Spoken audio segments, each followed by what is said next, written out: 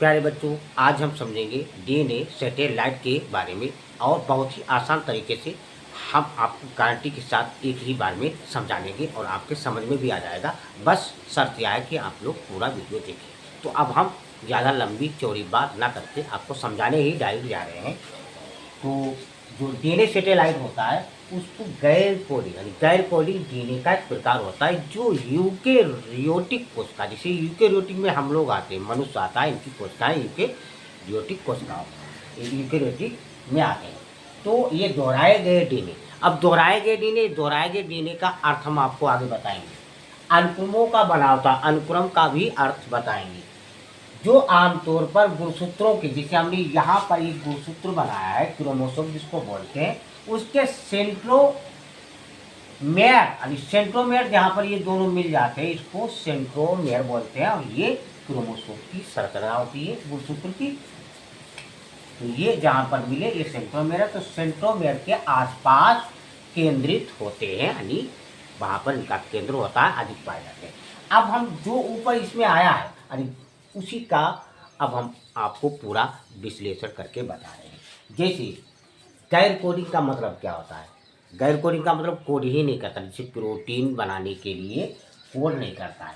यानी जो गैर कोडिंग में जो डीएनए सैटेलाइट होता है वो डीएनए प्रोटीन बनाने के लिए कोड नहीं करता, और या दोहराए गए अनुक्रमों का एक बड़ा हिस्सा होता है जो जीनोम में पाया जाता है। जीनोम क्या होता है? जैसे डीएनए का पूरा सेट होता है उसी को जीनोम बोलते हैं, जहाँ पर सभी जीन होते हैं उनको जीनोम बोलते हैं।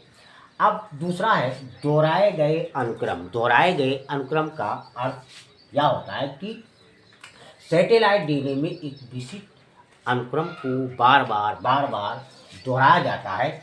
इन दोहराए गए अनुक्रमों की लंबाई, संरचना अलग अलग जीवों में अलग अलग हो सकती है।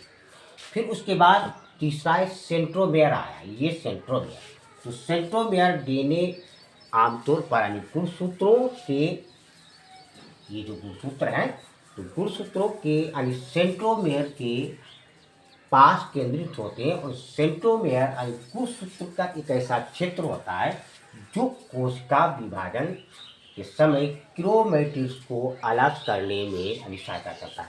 अब क्रोमैटिड जैसे ये इधर से एक हिस्सा आया, इधर से आया, तो ये अलग अलग हो जाएंगे, उसी को बोलते हैं क्रोमैटिड। तो क्रोमैटिड्स को विभाजन के समय अलग करने में सहायता करता है। अच्छा, अब जो डीएनए सैटेलाइट होता है इसके उपयोग भी आ जाते हैं। तो डीएनए सैटेलाइट डीएनए में दोहराए गए अनुक्रमों की विविधता के कारण ही इसको फिंगर प्रिंटिंग में यानी उपयोग किया जाता है।